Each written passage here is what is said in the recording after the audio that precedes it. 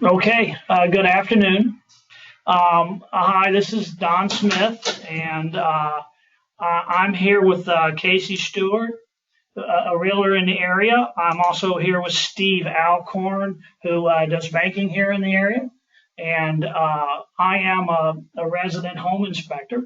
So we're here representing the CABR Realtor Affiliate Committee, and our purpose was to discuss a little bit about home inspections, maybe share some best practices, and I think if you'll follow through the slides, you'll see that after we get through about a dozen, there's a really good opportunity that we're going to pause and ask for questions and discussions. So feel free at that point to chime in, and we'll see if we can share some great information.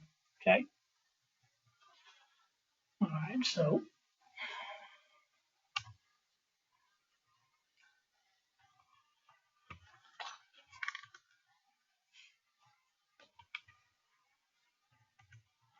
there you go. We're working through it. All right. For number one, what is a home inspection? An important question, the answer being a home inspection is an objective visual examination of the physical structure and systems of a house from the roof to the foundation. The operative word being it's a visual examination, unlike a furnace inspection or a pool inspection or an inspection where you're bringing in someone to physically take it apart, put it back together, repair it. Home inspections is a visual event, and its purpose we'll share here coming up. All right, so what does that home inspection include? Standard home inspection, which I would share with you, be a complete home inspection would be a way to discuss it. Would be a review of the condition of a heat and air systems, a review of the plumbing of a house, its electrical systems, a review of the roof, a review of the attic, and any visible insulation, anything going on there, the walls and ceilings and floors of a house, everything from every room can give you signs. So there's things to look for in all those places. Obviously, windows and doors. A foundation could include both a basement from a basement walls to the footers of the house to crawl spaces where a house is built on a short block and you have an area where all the plumbing and electrical things are exposed under the house. So those crawl spaces are critical. And of course, the structural components, being the physical structure, how the house is built and is it sound. Individually, if you look at every one of those, you can obviously employ specialty people in every one of those areas to handle a problem that is found or during a standard inspection. You can go and review those further. The intention is to review as much as possible, again, to help make a buying decision. So oops.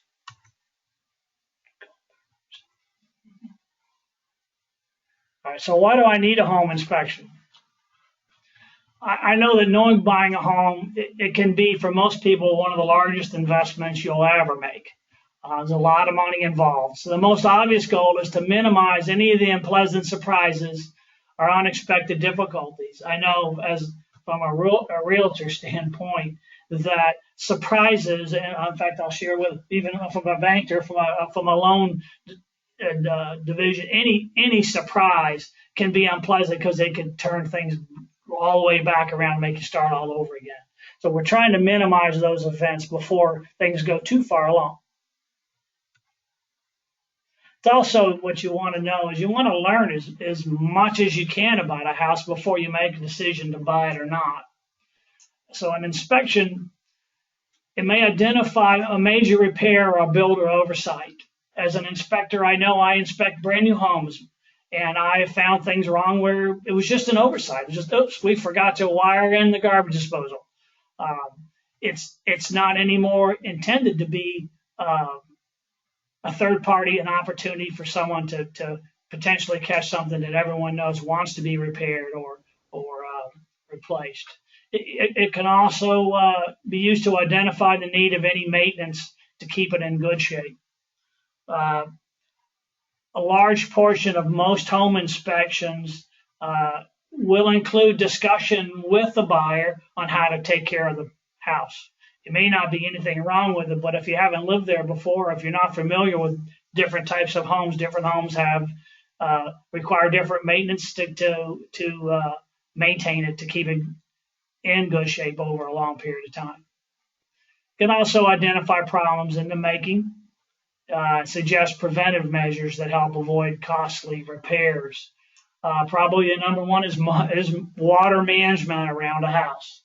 If something as simple as cleaning a gutter, something as simple as watching downspouts and making sure the water is moving away from the house can save volumes and volumes of money in terms of leaky basements and damage wood destruction from water. Okay, so I know it's got to be from a realtor's perspective is how do you qualify a home inspector? Or I have to share with you, the original slide had probably 40 questions on it. There's lots of questions you can ask. I know that when we get to the question section, feel free to chime in on qualifying home inspections. There are a lot of good questions. What I try to focus here would be 5 questions that if you ask these 5, most of the time you will quickly understand the nature of the person who you are contracting. I would tell you, you could also edit this slide and take home inspector off the top. You can put any contractor, anyone that you're bringing into a house to help you make a decision. Any contractor involved should have some of these things qualified before you hire them. Number one be what standards of practice do you utilize? As an inspector in the state of Ohio, there are no license requirements, period. You can start a company and hang a shingle and start taking money tomorrow to home inspect if someone will hire you. If you're involved in the industry at all, there are several affiliate groups who you can join who offer a tremendous amount of training. And they also, probably most importantly, have a standard of practice that they suggest that you follow. That standard of practice involves everything from the minute you walk, a home inspector shows up at the house, how they dress, what they look at, everything that they inspect. There's a list in that standard of practice that is expected. That standard of practice also sets best way to describe it. It sets a purpose for being there. The goal would be to make sure everyone understands what the purpose of the home inspection is, and it is not to fix things. It is not to crush a deal. Its really purpose is to A through Z look at every one of the systems in the house and identify any issues, problems. And that doesn't necessarily mean they have to be bad things. It's just identify them, inspect them. Then the second question would be experience. How experienced are you? I'm a firm believer in the experience. It can be a double-edged sword. You always want someone who has done this before. You don't want to break anyone in, but you also know if they're educated and they use the correct standard of practice, and you've talked to them and they have all the other things that should be required to do a home inspection. Experience is the last piece that will help you as a realtor potentially communicate really well with a buyer or seller. Communicate well. That experience will help you close a deal, no question. It says, do you have general liability and aero and emissions insurance coverage? Every contractor that steps in on anyone's house should have a general liability and E&O insurance. If someone doesn't, thank them properly, and you should move on. It doesn't really need much explanation. The the liability insurance, somebody can get hurt inspecting a house, crawling in and out and everywhere. The liability insurance covers all parties. Error and emissions probably really has as much to do with the reporting process as anything. People make mistakes. It's a visual inspection, but the error and emissions insurance is coverage for all parties. Intention is to help everybody, and everybody stays in business and works well. So, of course, how much time do you need for inspection? You might ask why does that matter? If an any inspector follows a standard of practice, a published standard of practice, there's no way in the world he can inspect the house in less than 2 hours. There's no way you can do it.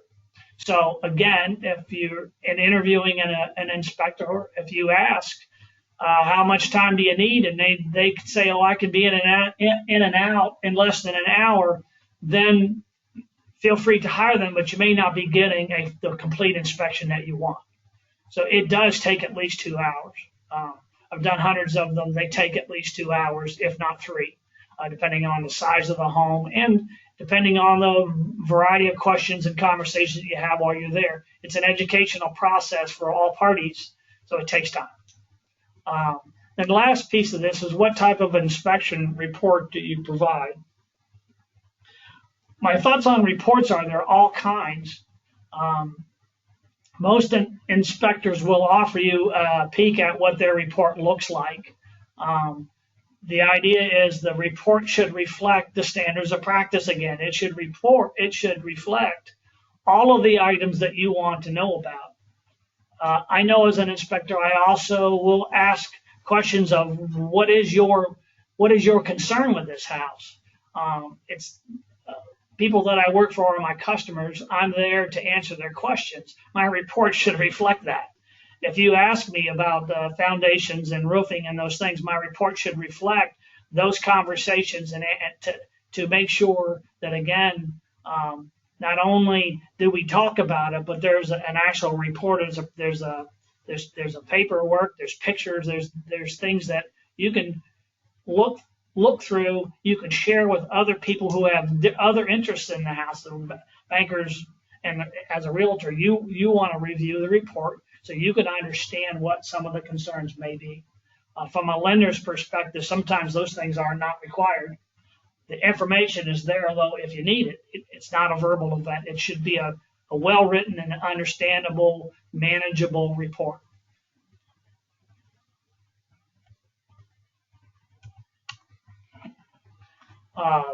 Question I've had before is, did you pass or fail the inspection? No such thing. There is no such thing as a failed inspection.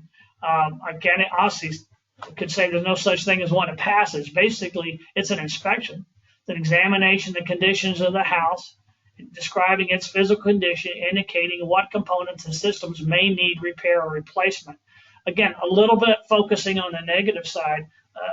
Many reports can also focus on the fact that it's in good shape as well. But again, there is no pass or fail. Home inspectors have no interest on whether or not someone is buying a house, selling a house. Most of us have no idea about the banking portion of it. It's not what we're there for. Our real goal is just to answer the questions and give you the information you need so that once you have a discussion between realtors, between the sellers and the banks, you can make a good decision. Lenders do require certain things to be in proper condition before a loan can happen. So it's important that all those things are covered. But there is no pass or fail. Also, its purpose is not to, we don't qualify loans or disqualify any loan agreement. Again, I don't know why we would even know about it. Occasionally I may ask as a home inspector, I may ask, do you need a particular inspection, a termite inspection? Do you need anything else particularly done? For my sake, it's so that I know that from a loan standpoint, if there is a requirement there, I know that I have to make sure that you get the proper paperwork so that you need, that you're going to need. But other than that, it's more about I'm assisting, or the home inspector's interest is to answer questions. Do you have wood destroying insects? Do you have radon issues? Do you have anything else? What you do with that information is up to you. It's also not an appraisal. There is no value given. Every inspection, I think, without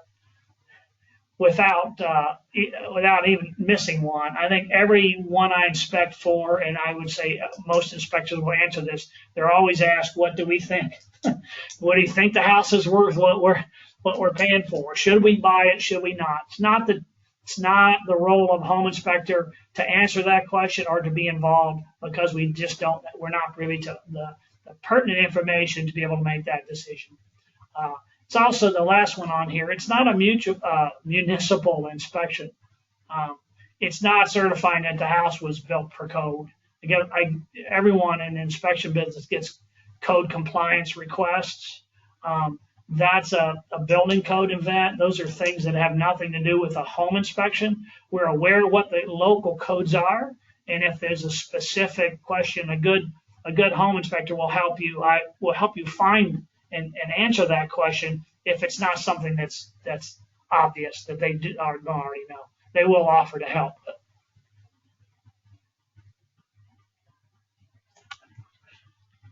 All right, so what if an inspection reveals some problems? I would be the first one to tell you there is no home that is perfect. It's a critical expectation that needs to be discussed prior to a home inspection. I think in a best practice scenario like we're talking about right now as a group here, it's very, very important to understand about setting expectations. If everyone is comfortable with what their role is and ask the right questions in advance, home inspections are real easy events for all parties involved. Everyone understands why we're here and what our roles are. If as an inspector, if I find a problem, it doesn't mean that you should or shouldn't buy the house. It just lets you know in advance what to expect and allows you to make an educated and informed buying decision. That information can be shared with the rest of the team who help you make a decision on whether you should or can or can't or should not purchase a home.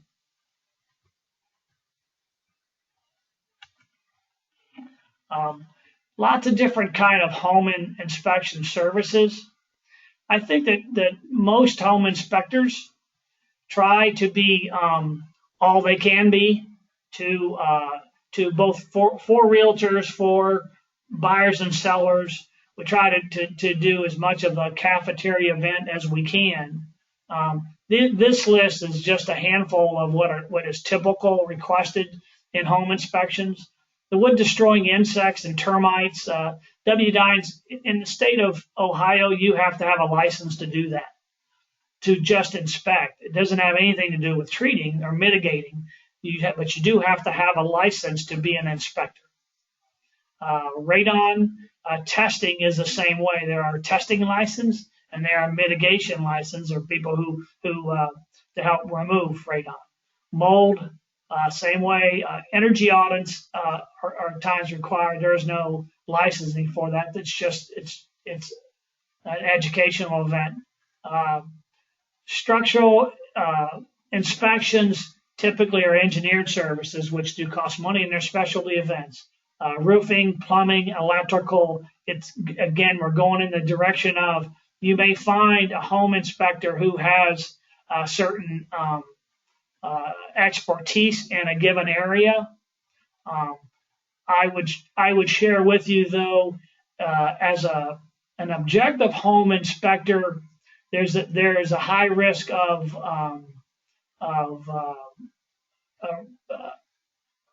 conflict of interest.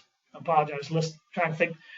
the conflict of interest is I don't ever want to be put, and most home inspectors don't want to be put in a position where we inspected, there's electrical problems, and now you should call my cousin who will come over and repair those. Or I'm also an electrical contractor, so I will also, not only will I inspect you, but I'll come over for a discount. I'll replace the box in the house and fix things. It's a true conflict of interest that I personally advocate to stay away from.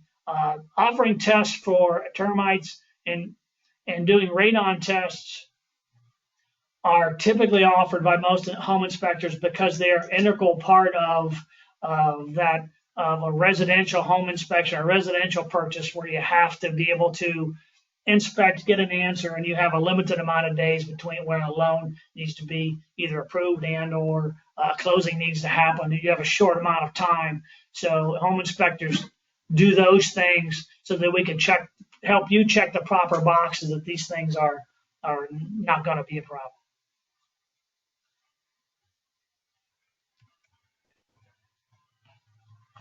All right, so do I need any of them? Well, best answer is to discuss this with your banker or your realty team prior to a home inspection. Home inspectors get asked every day, what do you offer? We answer all the questions. We offer the following inspections. We have no idea what loan processes may be involved that may require them. FHA and VA loans have minimum property requirements, MPRs, and there's some. We can beyond the question section. There are some. I have some slides if you're interested about how to compare those. But the loan process, the interest is to meet a minimum requirement, and loan officials, appraisals who are licensed to do FHA and VA loans, and Steve, you can chime in on this a bit. The license to do that, they're going to review things like termite. They're going to review things like road access. They're going to review some of the things that may not be part of a home inspection.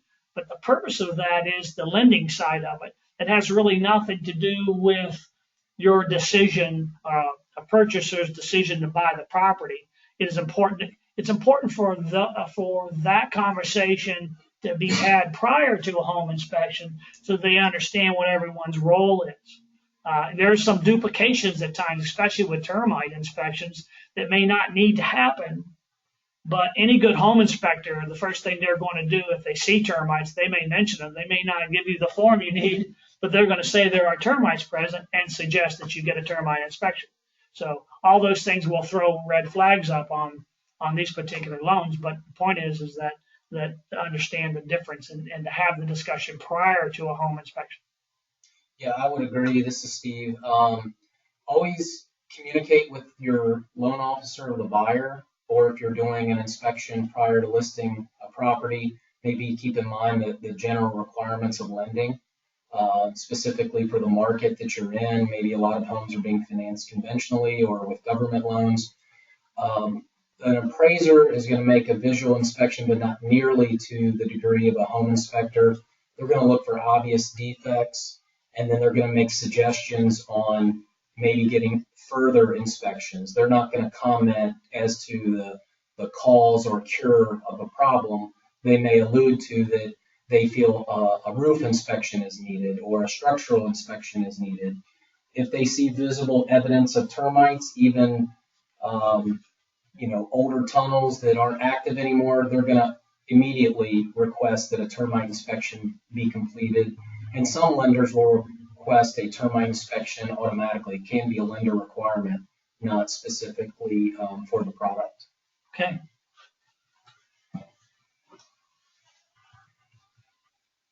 Some additional things to be considered. A proper home inspection, again, is a visual inspection that may uncover the need for some specialized services.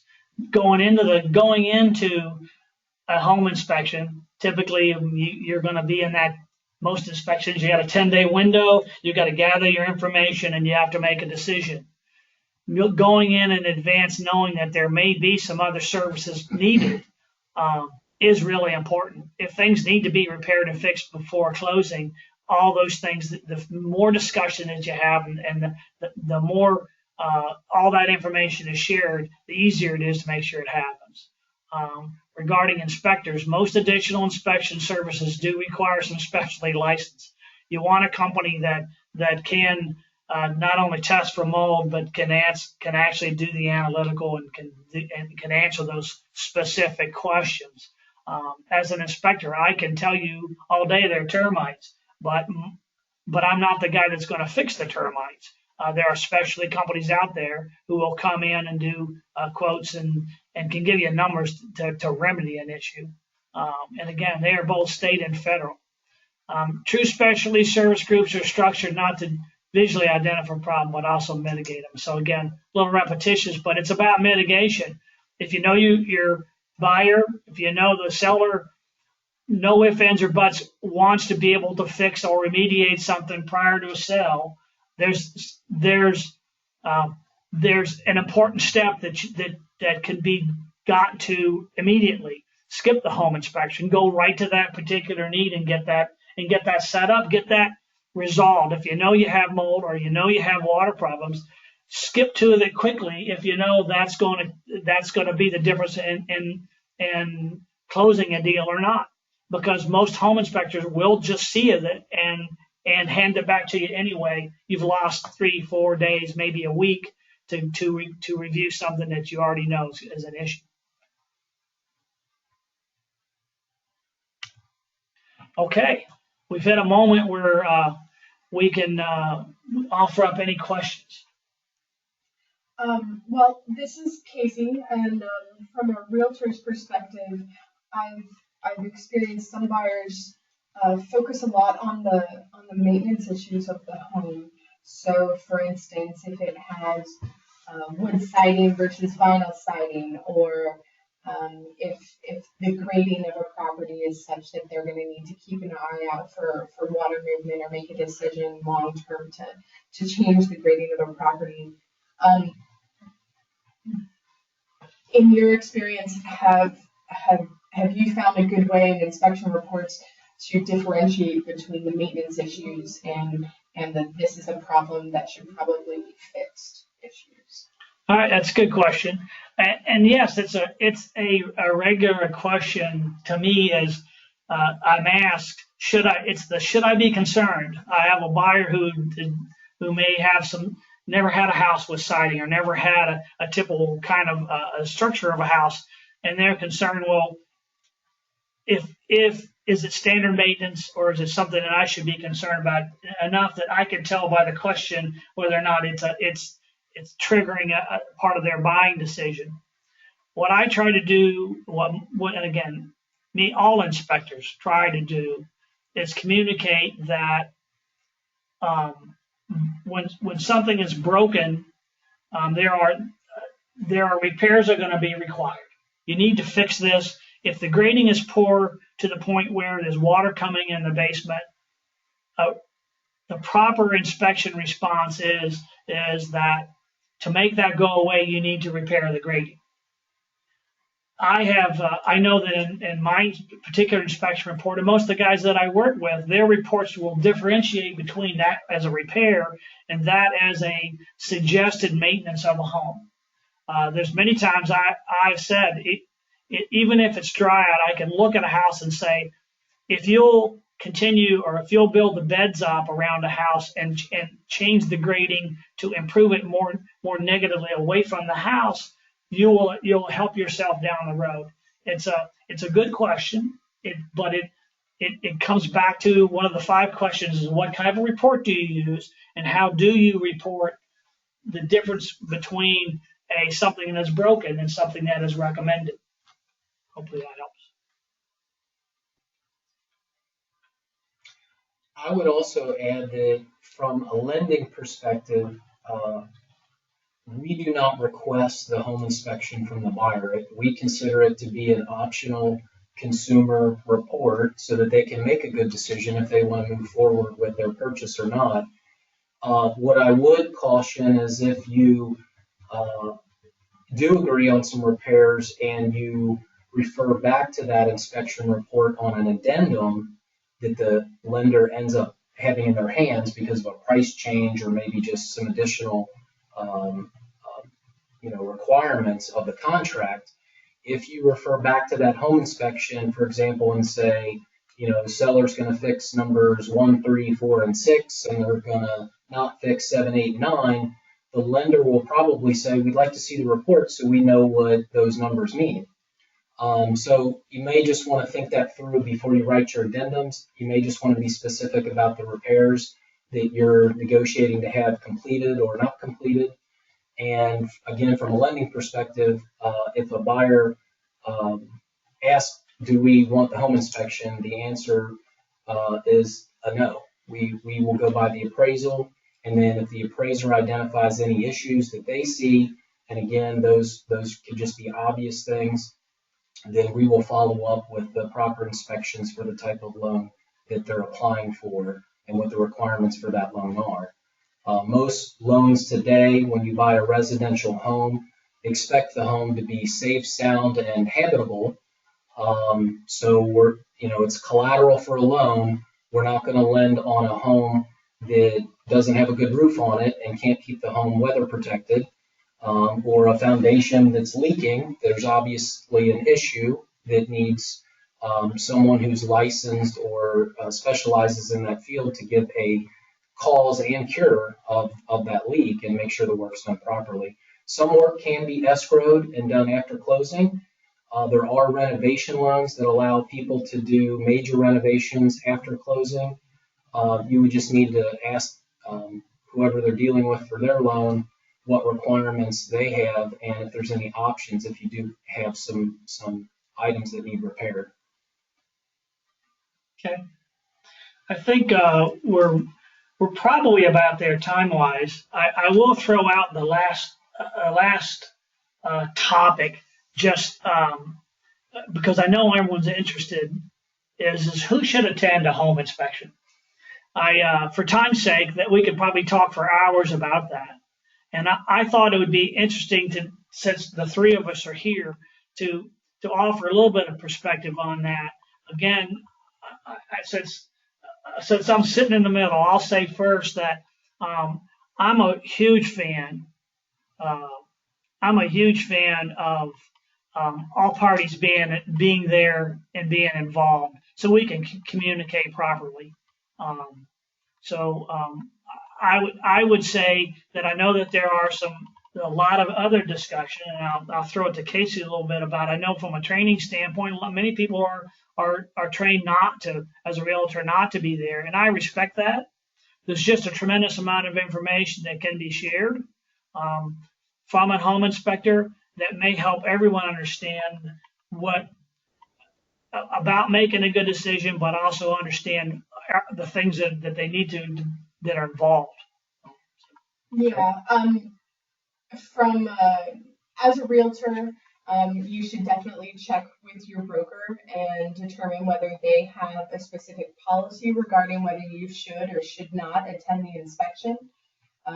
For me personally, I have the option from my broker to attend or not as I choose. And I have chosen to attend inspections as long as I am available to do so. And so far that hasn't been an issue. And my personal feeling on that is just that if we do need to negotiate repairs, being present at the inspection, I feel gives me a more thorough perspective and a better standpoint from which to negotiate for my buyers. Don, there was one question sent in. Could you review briefly what state licenses are required or licenses for inspections? So I'm assuming like an electrical or plumbing. License for home inspectors, there is not one. Okay. What most of us do from an educational standpoint, and there are some national testing that can be done. There's a national board that any inspector could take, because all the other states, I say most of the other states do require you to take that test and pass it, which would require a minimum of 90 to 120 hours worth of classes all about, and it covers all of the areas that we talked about today. But beyond that, there are no other educational requirements in the state of Ohio. Now, as far as the other, I know when it comes to, if we require work as a lender or inspections as a lender, can you comment, maybe this is more about the question of like, if they need a further inspection beyond yours, like, hey, there may be a real electrical issue. Right. You should have an electrician come out or a plumber. Those are state licensed required. yeah, so all of those trades, electrical, plumbing, structural engineer, all those trades are licensed trades. And yes, I think you'll see in a lot of home inspection reports, they'll say you should request a licensed electrical contractor to come out and manage those repairs.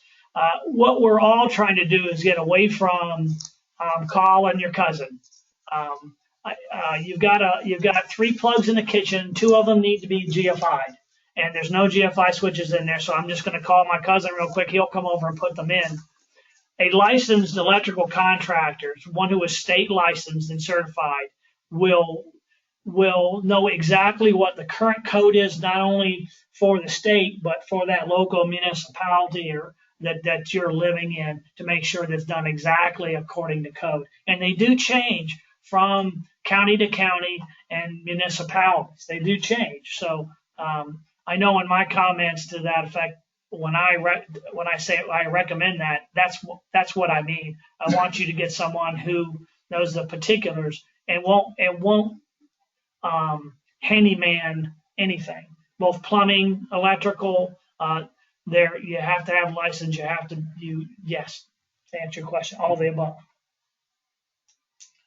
All right. Well, thank you all for sticking with us for a few additional minutes. And if you have any further questions about this topic, feel free to contact Amanda here at the board, and she can put you in contact with any one of us. Thank you very much.